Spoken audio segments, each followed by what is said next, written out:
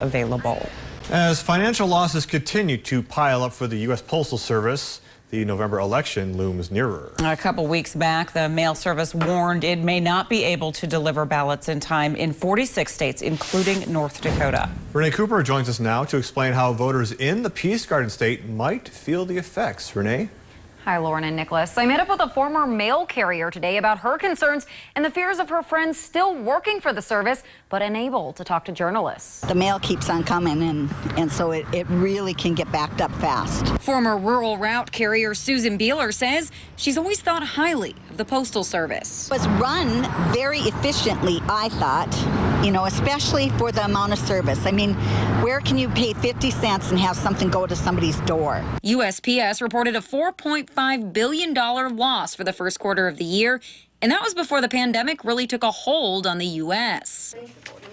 Although just about entirely mail-in, North Dakota Secretary of State Al Jaeger says the state's June election was a success. It was the highest turnout that we've had in the June election. President Trump has repeatedly slammed mail-in ballots on social media, saying universal mail-in voting would make the election, quote, the most inaccurate and fraudulent election in history. Jaeger says he's not worried about fraud. In our state anyway, where more than 30 counties have been strictly mail-in for years. In North Dakota, to receive a ballot, you have to ask for it. And in that process of requesting, you have to provide identification. You also, in that request, have to affix your signature. They check to see that your identification, everything is fine, and then you are sent a ballot. And on that return envelope, you again have to sign. When it comes in to the county auditor, there is a comparison made with the signature that's on the application and the signature that is on that return envelope. Jaeger says already at least 120,000 people have requested a mail-in ballot.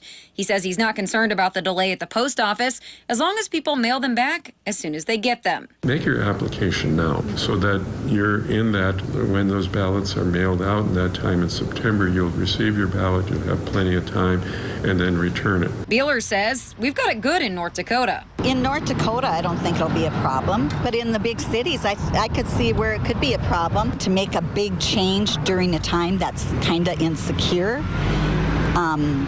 With the COVID, it doesn't seem very logical. You can request a ballot now, and they'll be mailed out starting September 24th. And if you're concerned about putting your ballot in the mail and it being counted on time, you can always find a ballot drop box. And Lauren and Nicholas, I'll send it back to you. Renee, thank you very much. And to find out if your county is going to hold an in-person election, mail-in, or a combination of the two, head to our website, kxnet.com.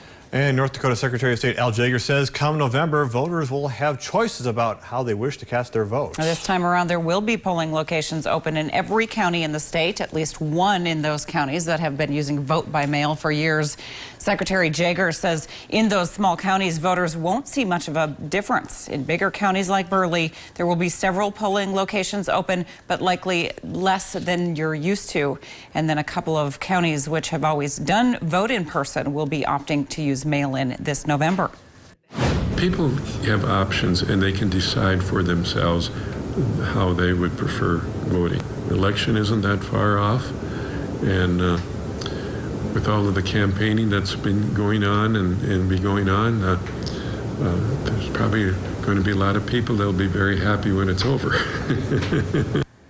Jaeger says planning has been underway in every county, including ways to keep voters safe with masks, space, and plastic barriers. To find out how to vote in your county, visit our website, kxnet.com.